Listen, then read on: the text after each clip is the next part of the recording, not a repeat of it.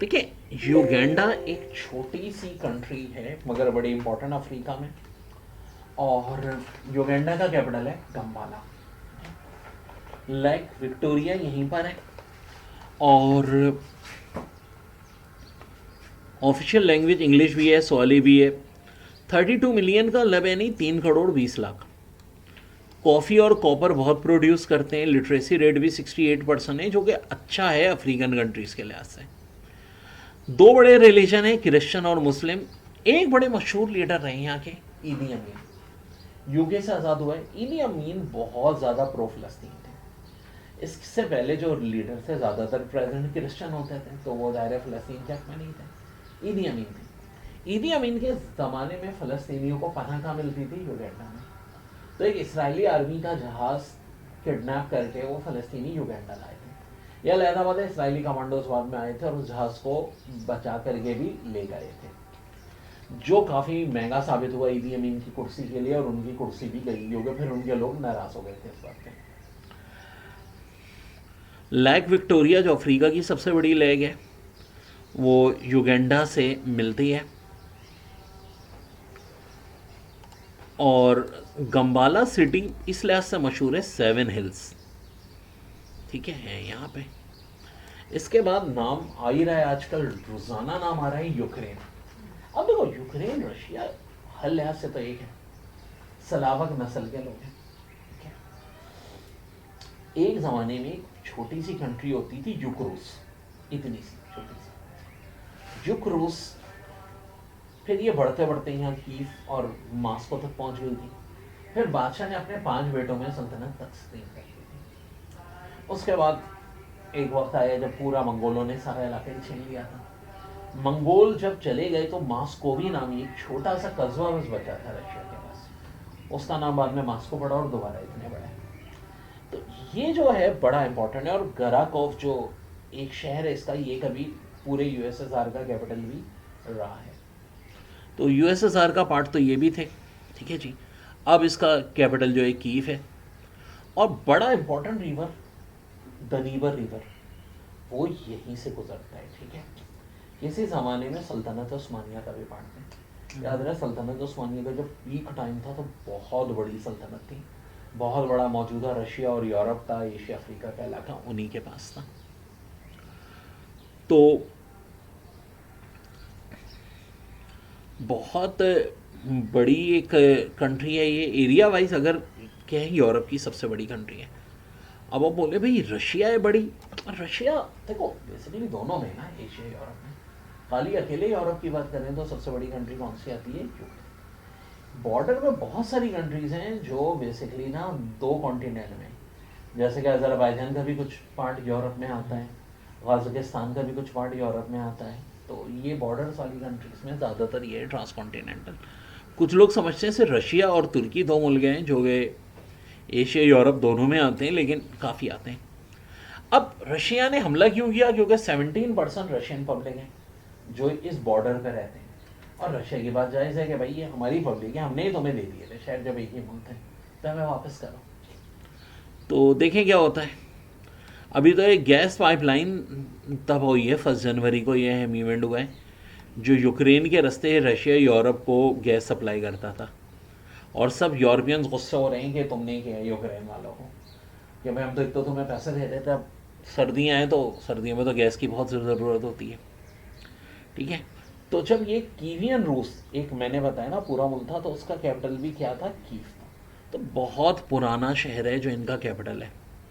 और गरकीव 1919 से 1934 तक पूरे यूएसएसआर का कैपिटल रहा है। फिर बात करते हैं यूएई की। लार्जेस्ट सिटी दुबई है अब, और कैपिटल अबू धाबी है, ठीक है। अब ये आखिर है क्या? 7 स्टेट, 7 बादशाहों पर मुश्तमिल मुल्क। देखो बिल्कुल, ये सारे के सारे इलाके सल्तनत उस्मानिया से जब अलग हुए थे तो अंग्रेज़ों ने कब्ज़ा कर लिया था। और जब ये इंग्लैंड से अलग हुए तो 7 छोटी छोटी स्टेट थी। उन्होंने कहा यार मिल के बनाएंगे तो सर्वाइव भी कर पाएंगे, क्योंकि आस पड़ोस में इनकी काफ़ी पावरफुल मुल्क थे। तो उनमें एक अबू धाबी थी, दुबई, शारजा, ये 3 तो बड़ी मशहूर है शारजा क्रिकेट की वजह से। बाकी नाम आ जाता है जैसा कि अजमान का, उम्मुल कोवैन, रास अल खैमा, और सबसे आखिर में शामिल हुई थी फुजीरा, ठीक है, जो कि 72 में हुई थी, बाकी सारी 71 में हो गई थी। इसके बाद यूके की जब हम बात करते हैं तो भाई यूके तो बहुत ही ना पुराने मुल्कों में से है। और पहले भी मैं जिक्र कर चुका हूँ कि भाई ग्रेट ब्रिटेन और नॉर्दर्न आयरलैंड मिलकर यूके बनता है। ब्रिटेन में जबकि इंग्लैंड, स्कॉटलैंड और वेल्स शामिल है। इनकी जो मौजूदा बादशाहत है वो बहुत पुरानी है। वाइट सबसे ज़्यादा एशियन भी रहते हैं। 59% क्रिश्चियन हैं, 26% लोग इरिलीजियस हैं, 5% के करीब मुसलमान हैं। तो अगर सेकंड लार्जेस्ट रिलीजन देखें तो यूके का इस्लाम है, क्योंकि इरिलीजियस तो ऑफकोर्स वो हैं जिनका कोई रिलीजन ही नहीं है और बड़ी तेज़ी से हो रहा है। ये वजह है कि इसराइल वाले कहते हैं, हालांकि ये तो अच्छी बेवकूफ़ी की बात है, अभी सिर्फ 5% है, कि एक दिन जनाब यूके जो है वो मुस्लिम कंट्री बन जाएगा। और अभी जो यूके के पीएम है ही इज़ वेरी प्रो मुस्लिम, तो इस वजह से ये सब यूके के भी आजकल पीछे पड़े हुए हैं।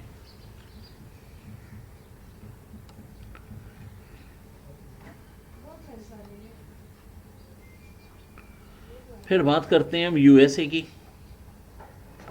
सुपर पावर जनाब, नो डाउट, और 50 स्टेट्स आज हैं। और जाहिर है इन्होंने तो देखें कब्ज़ा कर करके ना ये 50 स्टेट्स बनाई हैं।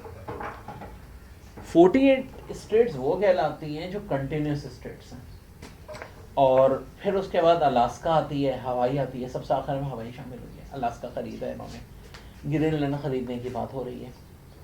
एक चीज़ से कंफ्यूज मत होइएगा कि एक तो वाशिंगटन डीसी है और एक वाशिंगटन स्टेट है जो बिल्कुल नॉर्थ में इनके यूएसए और कनाडा से, वो पार्ट जो कनाडा से मिला हुआ है। हाँ, इनका एयर भी आता है कि कब आज़ाद हुआ था, 4 जुलाई 1776, ये तो हर पेपर में आता है। और एक बड़ा अहम इदारा है इनके यहाँ, नासा, जो बड़ा मशहूर है। इनके यहाँ भी 61% वाइट हैं, 12% से ज़्यादा ब्लैक हैं, एशियन 6% है, नेटिव अमेरिकन, ये बड़ा इम्पॉर्टेंट है, ये आ जाता है अक्सर, 1.1% है। और इनको भी कहाँ जंगलों में रहते हैं, अलास्का के जंगलों में रहते हैं, फिलाडेल्फिया के जंगलों में रहते हैं, शहरों में इनको नहीं आने दिया जाता।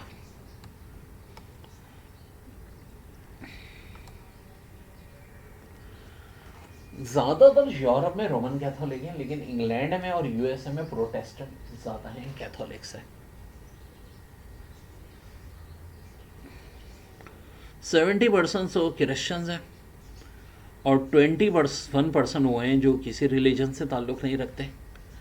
मुसलमान और जूइश दोनों 2% हैं। ब्रिटेन से आज़ाद हुए थे।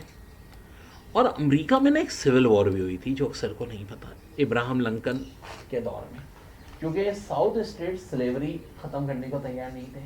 नॉर्थ स्टेट कहती थी ख़त्म करो, तो आपस में साउथ स्टेट ने एक इत्तेहाद बना लिया था और नॉर्थ ने। बड़ी ख़तरनाक वॉर हुई थी और बड़े हथियार भी जाते हुए, क्योंकि एक ही वॉर हुई है इनकी, जो देखा जाए जो इनकी ज़मीन पे हुई है वो भी आपस में स्टेट्स में ही हुई थी।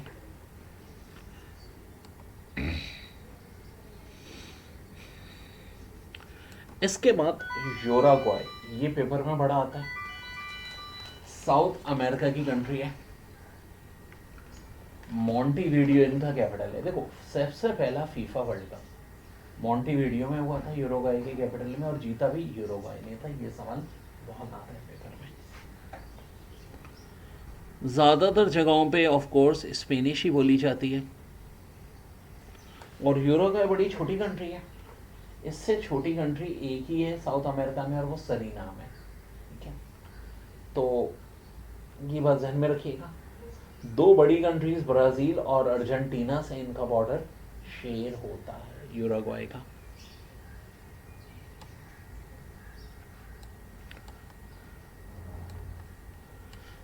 एम्पायर ऑफ ब्राज़ील से ही अलग हुए थे। इसके बाद है उज़्बेकिस्तान। उज़्बेकिस्तान तो पेपर के लिहाज से बहुत इंपॉर्टेंट है हमारे, ठीक है जी, बहुत करीब है पाकिस्तान के। और डबल लैंड लॉक कंट्रीज दुनिया में दो ही हैं, एक उज़्बेकिस्तान और एक लिंगिस्टन, जो यूरोप में। तो अगर पूछे सबसे बड़ी डबल लैंड लॉक कंट्री, तो उज़्बेकिस्तान होगी, क्योंकि लिंगिस्टन तो बहुत छोटी सी है। और समरकंद बुखारा के जो मशहूर तारीख़ी शहर हैं, वो भी यहीं पर है। ज़्यादातर पॉपुलेशन यहाँ की उज़्बेक ही है। फिर एक छोटा सा जजीरा नुमा कंट्री है वेनादू, साउथ ईस्टर्न पैसिफिक ओशन में है ये सारे जजीरे छोटे छोटे। और कुछ आसपास के इनके जो जजीरे हैं उन पर फ्रांस का कब्ज़ा है, कहीं ऑस्ट्रेलिया का कब्ज़ा है। तो कोशिश कर रहे हैं बेचारे जजीरे के सरवाइव कर सकें किसी तरह, क्योंकि इनके लिए बहुत मुश्किल है, अभी तक तो कर रहे हैं। ग्लोबल वार्मिंग से इन सबको ख़तरा है जैसे जैसे समंदर बढ़ता जा रहा है।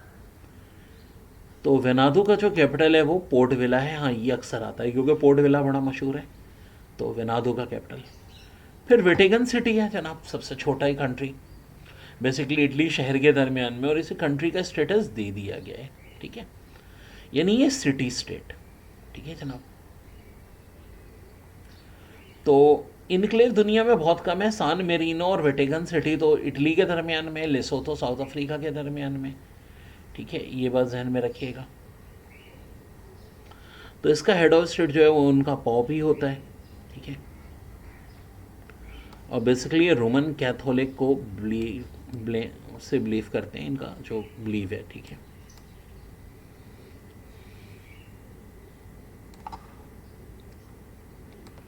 इसके बाद एक और छोटी सी कंट्री लेकिन बड़ी बहादुर, वेनेजुएला। वेनेजुएला का कैपिटल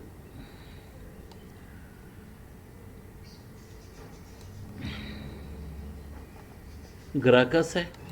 बोलीवर इनकी करेंसी, और बड़े बहादुर लोग हैं, इनकी अमेरिका से बिल्कुल नहीं बनती। हाँ, एक सवाल ज़रूर आता है, हाईएस्ट वाटरफॉल कहाँ है जी? तो वो कहाँ है? Angel waterfall.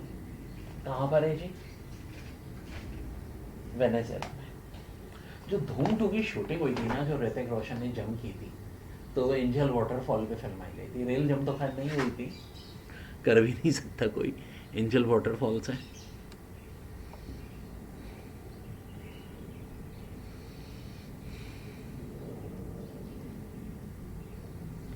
फिर है वियतनाम, बड़ा मशहूर है जी।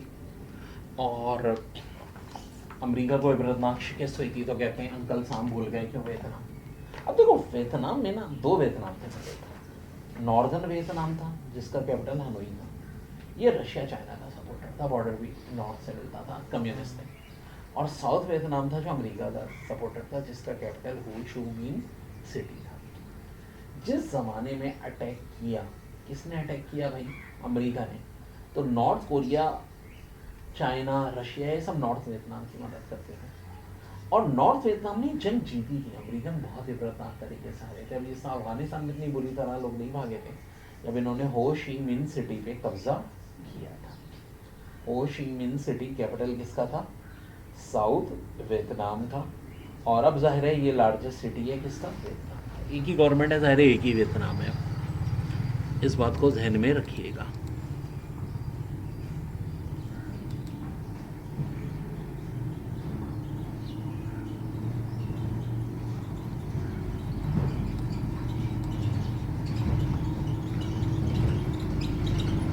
और फिर आता है यमन। अच्छा, इत्तेफाक से ये दोनों कंट्रीज नॉर्थ साउथ, यमन में भी नॉर्थ और साउथ दोनों की नहीं बनती थी। 1991 में ही एक हो गए, लेकिन एक होने के बाद फिर से विल वॉर हुई है। लेकिन सऊदी अरब ईरान की जब से दोस्ती हुई है तो यमन में भी अभी फ़िलहाल दोनों गवर्नमेंट और अपोजिशन में सुलह हुई हुई है वक्ती तौर पर। और यहाँ की जो अपोजिशन है हूतीस, ये बड़ी ब्रेवरी अटैक कर रहे हैं किस पे? इसराइल पे और अमेरिका पे। इसराइल पे अभी रिसेंटली भी मिसाइल मारे, और अमेरिका के भी जो बहरी जहाज गुजरते हैं, तो कुछ चॉप पॉइंट में कहता है उसको, हम बेसिकली टर्म यूज़ होती है, कोई अहम समुद्री रास्ता और बड़ा तंग हो और जहाँ पर एक कंट्री होल्ड कर ले, तो यहाँ हूतीस का बहुत होल्ड है। और जनाब हातम ताई का ताल्लुक भी कहाँ से था?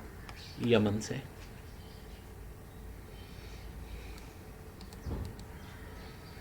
फिर आता है ज़ैम्बिया, जिसका कैपिटल लोसाका है। ठीक है, अफ्रीका की छोटी कंट्रीज में से है। असल में ये सारे इलाके ज़ाहिर गोरों की कॉलोनियाँ थे, तो मैप अगर आप देखेंगे तो ज़ैम्बिया नॉर्थ में और जिम्बाब्वे साउथ में। तो ज़ैम्बिया को नॉर्दर्न रोटेशिया कहते थे और जिम्बाब्वे को साउदर्न रोटेशिया कहते थे। आखिरकार ये अंग्रेज़ों से आज़ाद हो गए और बड़ी मुश्किल से आज़ादी मिली थी, इतनी आसानी से नहीं दी गई थी भाई इनको। फिर जिम्बाब्वे आती है। ज़ैम्बिया और जिम्बाब्वे दोनों में एक और बड़ी इंपॉर्टेंट फॉल है जिसको विक्टोरिया फॉल कहते हैं, क्वीन विक्टोरिया के नाम पे।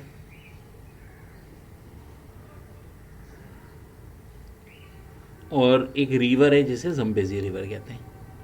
इसका कैपिटल हरारे। और जिम्बाब्वे तो हर क्रिकेट के हवाले से भी लोगों को पता है। 16 लैंग्वेजेस हैं जो ऑफिशियल लैंग्वेजेस इनकी शुमार होती हैं। क्रिकेट टीम इनकी बड़ी स्ट्रॉन्ग थी जब तक वाइट प्लेयर खेलते थे। फिर हुआ क्या, रॉबर्ट मुगाबे जो जिम्बाब्वे के फाउंडर हैं वो बहुत अगेंस्ट थे वाइट पे, क्योंकि 1% हो गया, उन्होंने सारी ज़मीनें ले ली थी, तो उन्होंने ज़मीनें वापस ले ली। यार हुआ एकदम सही था, लेकिन क्रिकेट टीम उन्होंने ख़त्म कर दी, वाइट प्लेयर्स को निकाल ही दिया था, जिससे बहुत जिम्बाब्वे की क्रिकेट टीम वीक हो गई। नहीं तो किसी ज़माने में Australia, India, Pakistan, south Africa सबको हरा चुकी है वो। अब तो बहुत ही वीक टीम है, टॉप 9 में भी नहीं आते। तो विक्टोरिया फॉल के हवाले से भी आता है सवाल। साउथ अफ्रीका में है, ज़ैम्बेजी रिवर पे है, between ज़ैम्बिया and Zimbabwe. Queen Victoria के नाम पे इसका नाम रखा गया था। ठीक है जी, तो बहुत ही इम्पोर्टेंट है ये बात। अब लीडर्स मैं इनके एक साथ बता देता हूँ। देखो, यूक्रेन के तो बहुत इम्पोर्टेंट है। प्रेसिडेंट व्लादिमीर ज़ेलेंस्की का नाम तो सबको ही पता है। प्राइम मिनिस्टर का भी आ सकता है क्योंकि बहुत इंपॉर्टेंट कंट्री चल रही है, डेनिस शमयाल। यूएई के जो किंग होते हैं वो बेसिकली अबू धाबी के बादशाह होते हैं, जो प्रेसिडेंट होते हैं।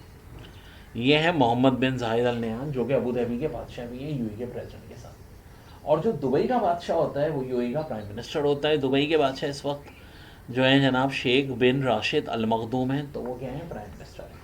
बाकी कुछ ओहदे शारजा के बादशाह के पास होंगे। इस तरह से 7 बादशाहों को ओहदे मिलते हैं यूएई की कैबिनेट में, और 7 मिलकर डिसीजन लेते हैं। यूके के किंग चार्ल्स और प्राइम मिनिस्टर का जिक्र कई बार कर चुका हूँ, Keir Starmer. He is very pro Asian, pro Muslim, very nice person. USA में इलेक्शन तो जनाब ऑफ कोर्स डोनाल्ड ट्रंप जीत चुके हैं, तो जो बाइडन तो बस थोड़े दिन के हैं। यूरुग्वे के इतने इम्पोर्टेंट नहीं है पेपर में। उज़्बेकिस्तान की अब्दुल्ला बड़ा कॉमन नाम है, याद रखना भी आसान है। वेनुआतू के भी इम्पोर्टेंट नहीं है। वेटिकन सिटी के तो इम्पोर्टेंट है जनाब, क्योंकि ये क्रिश्चियन फिरके के सरबरा भी हैं, पॉप फ्रांसिस, अक्सर ये नाम आ जाता है। क्रिश्चियन फिरके के सर मजहबी पेशवा का है तो भी पॉप फ्रांसिस, वेटिकन सिटी के सरबरा। वेनेजुएला के प्रेसिडेंट भी बड़े इंपॉर्टेंट हैं, निकोलस मडोरो। पहले हुगो चावेज़ थे, वो भी बड़े बहादुर थे, ये भी बड़े बहादुर हैं, और बड़ी बहादुरी से अमेरिका का मुकाबला करते हैं। यमन में राशिद अलीमी इस वक्त हैं प्रेसिडेंट, ये कोई इतना इम्पोर्टेंट नहीं है इनका नाम। ज़ैम्बिया के प्रेसिडेंट का नाम भी ज़ैम के लिहाज से इम्पोर्टेंट नहीं है। जिम्बाब्वे के भी इतना इम्पोर्टेंट नहीं है। अब देखो, कुछ छोटी मोटी और स्टेट्स हैं जो बेसिकली यूएन की मेंबर नहीं है, जैसे कि कुक आइलैंड है ये, और नीलू, ये दोनों न्यूजीलैंड के अंडर में आते हैं मुल्क। ठीक है, तो कभी कोई पूछ ले कुक आइलैंड भाई किसके अंडर है, न्यूजीलैंड के अंडर है। इसी तरह एक अबासाकिया है जॉर्जिया में। ये वही मसला है, रशिया से जो मुल्क अलग हुए यूएसएसआर से, उनमें जॉर्जिया भी था। तो रशिया ने अपना एक छोटा सा शहर अबिसाकियन को दे दिया था, रशियन स्पीकिंग। अब रशिया ने उनको भी आज़ादी दिला दी है, ताहम उन्हें खुद शामिल नहीं किया। अबिसाकिया नामी एक मुल्क है जिसको रशिया तस्लीम करता है सर पूरी दुनिया में। इस तरह ताइवान अपने आप को चाइना कहता है, लेकिन रियलिटी में जाहिर है वो है नहीं। कोसोवो जो है इसको मुस्लिम कंट्री और वेस्टर्न वर्ल्ड मानती है, रशिया और इंडियन ब्लॉक नहीं मानता इसको। मुस्लिम कंट्री है कोसोवो यूरोप की। इसी तरह नॉर्दर्न साइप्रस सिर्फ तुर्की इनको मुल्क मानता है, साइप्रस का ये जो नॉर्दर्न इलाका है। सवाली रिपब्लिक मोराको में है, ठीक है, वेस्टर्न सहारा भी कहते हैं, ये अपने आप को मुल्क डिक्लेयर करते हैं, कोई नहीं मानता। इसी तरह जॉर्जिया में अबासाकिया के अलावा साउथ ओसेटिया भी है। साउथ ओसेटिया, अबासाकिया एक दूसरे को मुल्क मानते हैं, रशिया इनको मानता है, दोनों में रशियन स्पीकिंग है। तो ये इस तरह है। इसी तरह सोमालिया से, सोमालियालैंड बहुत अरसे से अलग हुआ हुआ है, लेकिन उसे एक मुल्क भी ना मुल्क नहीं मानता है। जो इससे पहले मैंने नाम लिए थे उनको कोई ना कोई मुल्क मानता था।